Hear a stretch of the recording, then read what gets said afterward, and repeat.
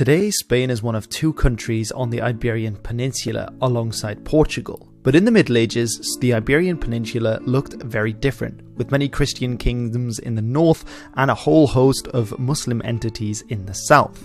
So in today's video, I want to find out why did this change and why are there now only two kingdoms, or well, one republic and one kingdom to be precise, in the Iberian Peninsula? How was Spain unified?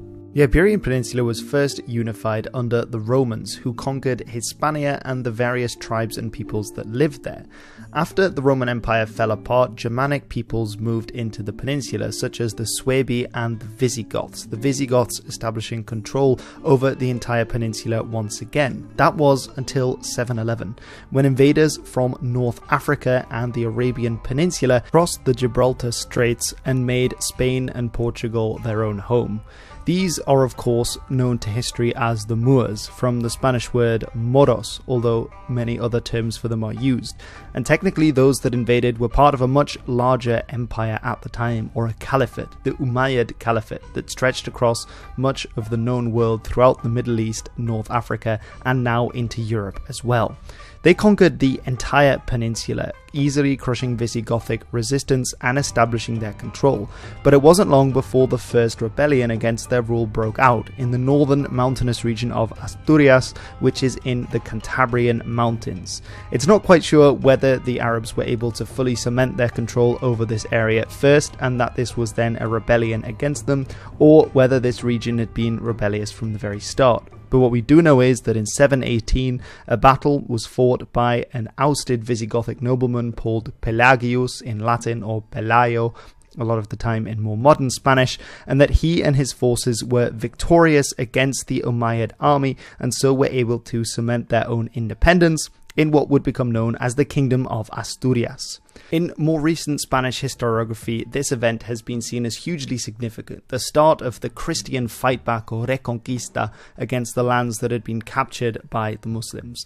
But in reality, this might have been a fairly small-scale rebellion. Later Arabic sources describe it as being just 16 donkeys fighting against them. And while of course this was important for Pelagius, as it would establish the Kingdom of Asturias and a region in the north of the Iberian Peninsula that would remain outside of Muslim control, how significant at the time this was, we don't really know. It's possible that the Arab conquerors and their Berber allies didn't see these northern mountains as being particularly important and so let it slide.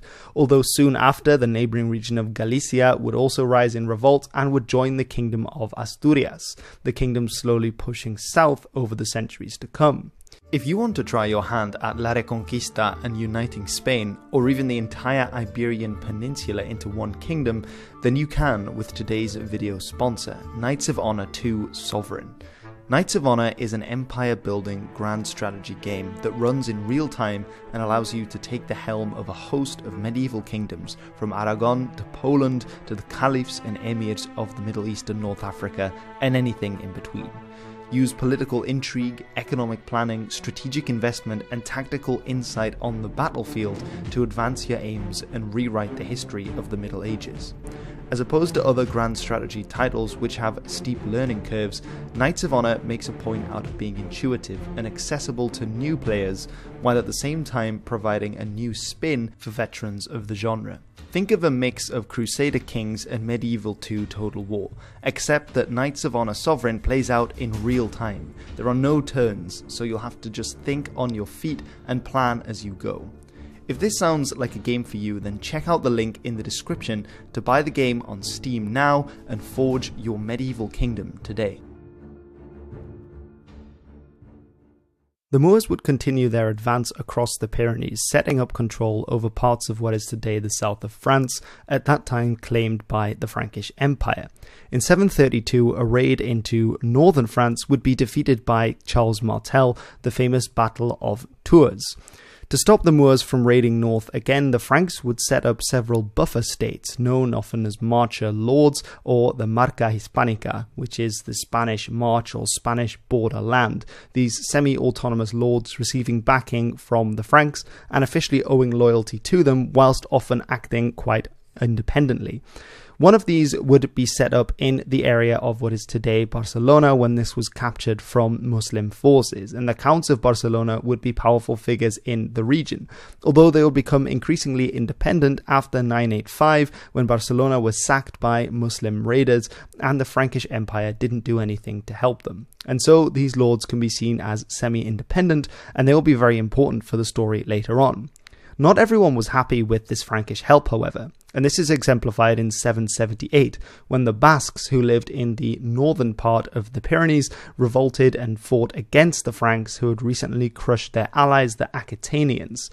This occurred at the Battle of Roncevaux Pass, which is famously remembered in the song The Chanson de Roland, about a Frankish knight who was killed by the Basques there. These Basques would actually ally with the Umayyad Caliphate, the Muslims who had conquered land in the south, to maintain their independence from Frankish lords and other of these marcher lords that were established in the Pyrenees border zone.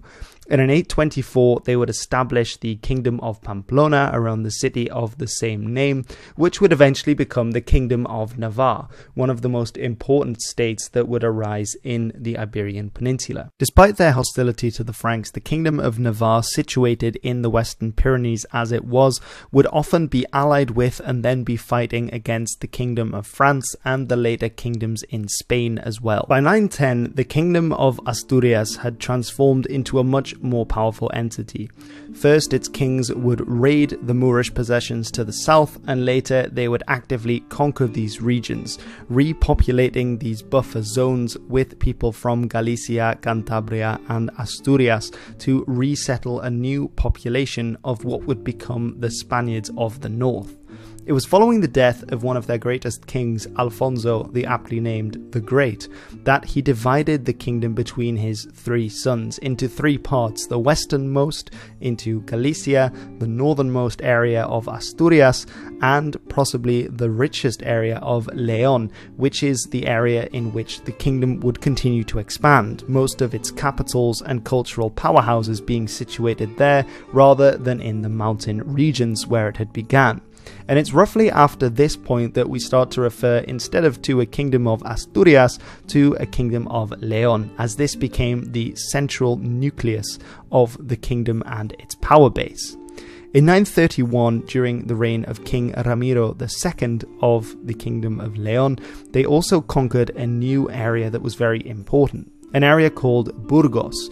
This Burgos region and the larger area around it, the Germanic word burg already denotes a mountain or a fortification, and its nickname in the Romance language that was spoken there by most of the people was Castile, which of course is related to the English word castle, as there were many fortifications and castles that had been erected in this borderland by the Moors and later also by the kings of Leon, shout out, to stop the Moors from raiding their own lands.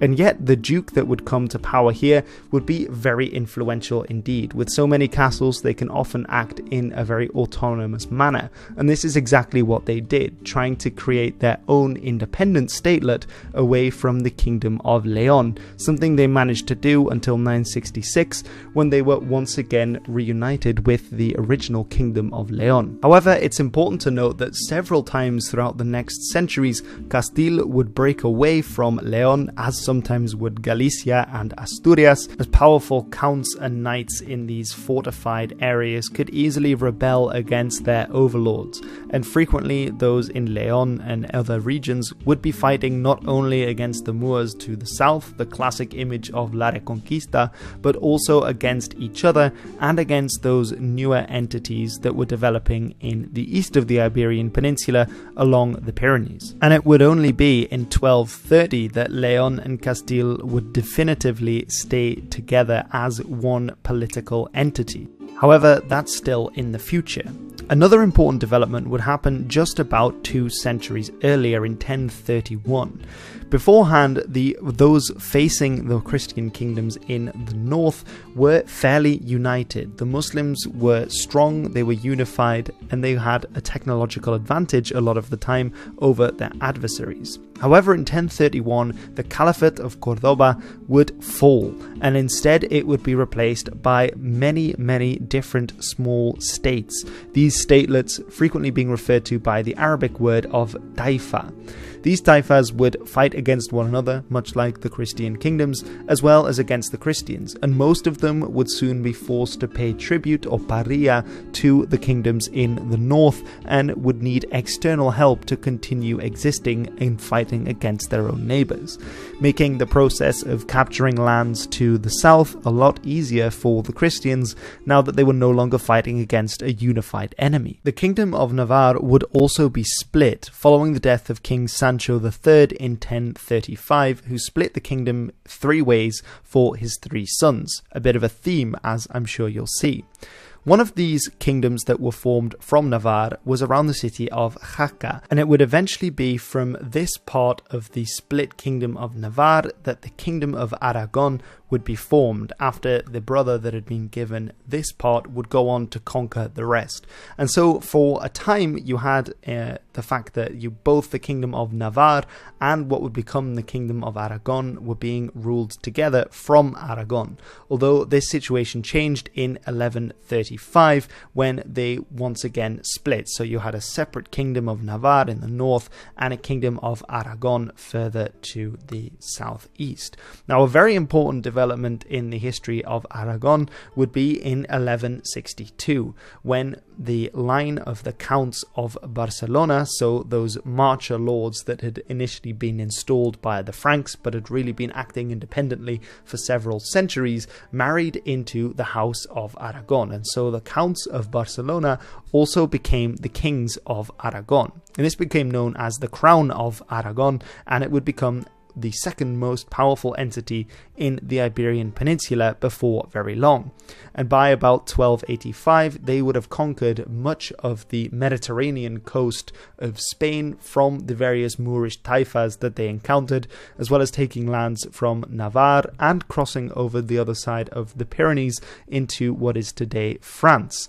And so by 1285 the map of the Iberian Peninsula starts to look very different, with several very large kingdoms emerging in the north and the Muslims being pushed further and further south.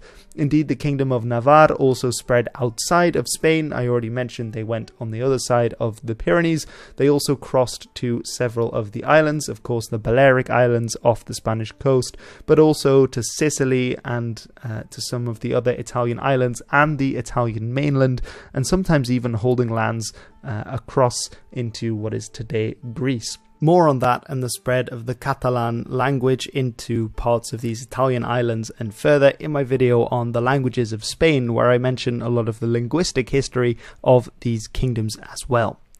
But anyway, back to the history. In 1139, an important point to also mention is that one of the counts that had been Count of Portugal, Afonso Henriques, after winning an important battle, would declare himself independent from the Kingdom of Leon and so form the Kingdom of Portugal, which would be recognized by the Pope as a separate Christian kingdom. And so Portugal would split off from that large entity of Castile and Leon as it would be forming. But then, how do we end up, these are our major players in the game, but how do we end up with a single unified kingdom of Spain, having now got rid of Portugal? Well, that's for the next part of this video. Let's start around 1400, when we can see that the map of the Iberian Peninsula looks rather different than it did at the start. We have in the centre the largest and most powerful of the kingdoms, Castile and Leon, which have finally been solidly merged and has expanded southwards at a rapid pace, conquering many of the Muslim taifas. We have its next door neighbour, the second largest and second most powerful entity, Aragon, which is actually, this is only the very western part of that empire. It's also spread across other parts of the Mediterranean. We also have in the very west, we have the Kingdom of Portugal, which is a separate and independent kingdom, soon to embark on its own voyages of exploration. To the south, the final of the Muslim kingdoms, Granada, is held and is paying tribute to the Kingdom of Castile and Leon. And in the very north along the Pyrenees, we have the Kingdom of Navarre, which at this point is entangled with the French kingdom as well, but is still independent from Castile and Leon. So how do we end up with a unified state? Well, the catalyst for this is the death in 1410 of the last of the House of Barcelona as the rulers of the Kingdom of Aragon. And 2 years later, they elected a Castilian prince to become the new King of Aragon.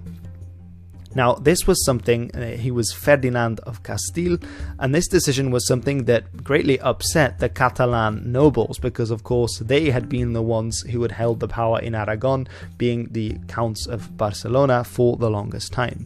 And now they had suddenly been dispossessed, causing friction in the Kingdom of Aragon, particularly across the border with Castile and Leon, as they feared that they might be trying to take over.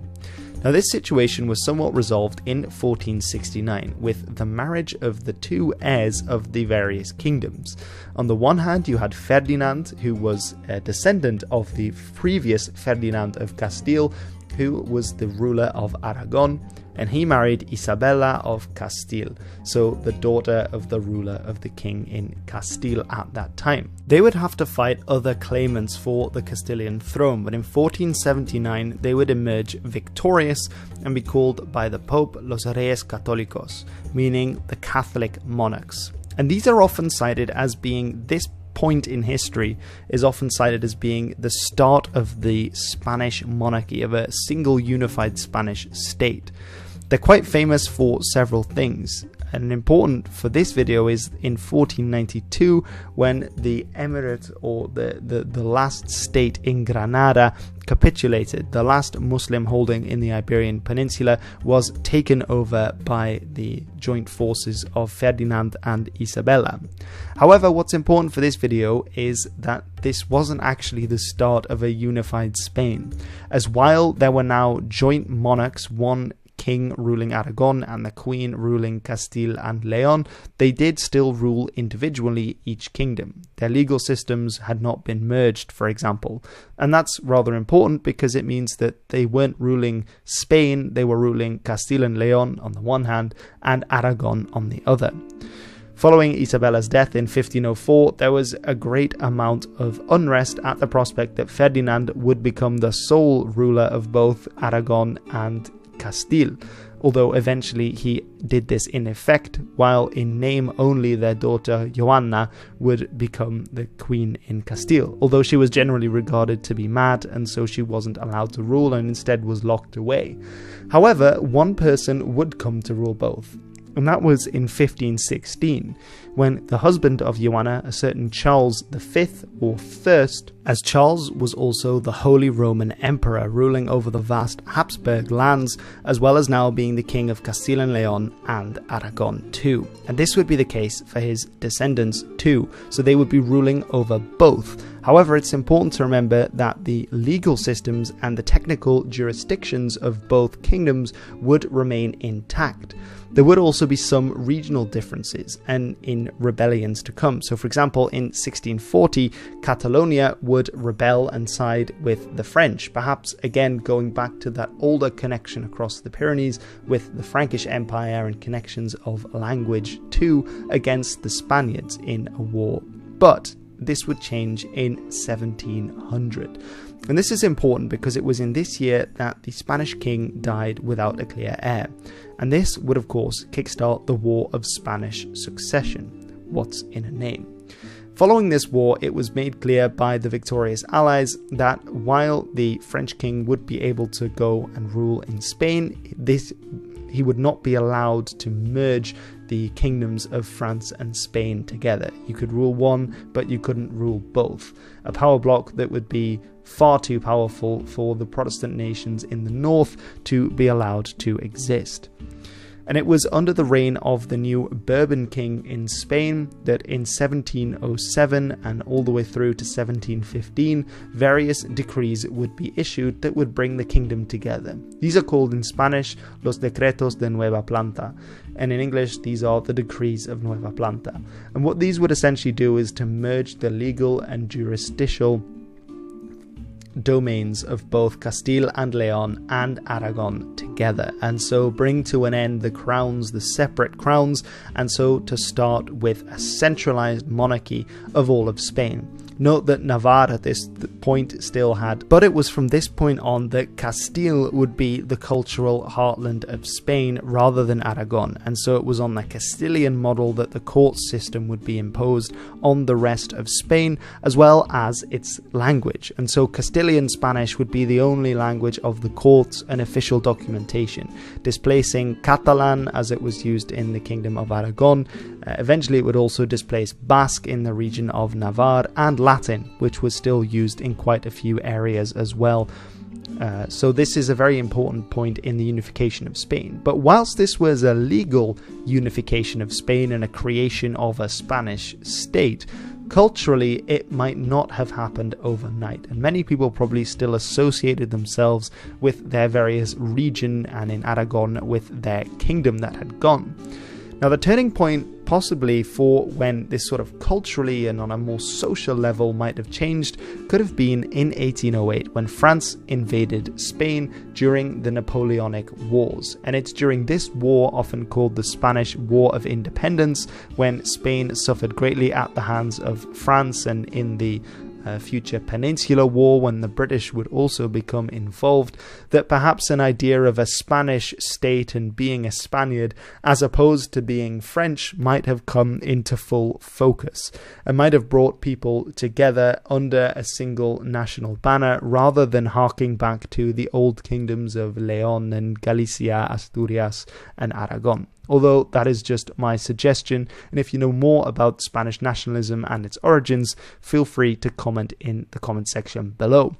Another interesting point is that this might already have happened before 1808 in the New World, where many liberal Spaniards are known to have gone and to have settled in particularly South America, where these nation states would also rebel against central Spanish rule and thus create new identities with their own nations there as well. But having said that, it's not entirely clear that this idea of being a Spaniard, the central Spanish state, is that rooted everywhere in Spain. Many people no doubt do feel Spanish, but even today there is quite a strong regional identity.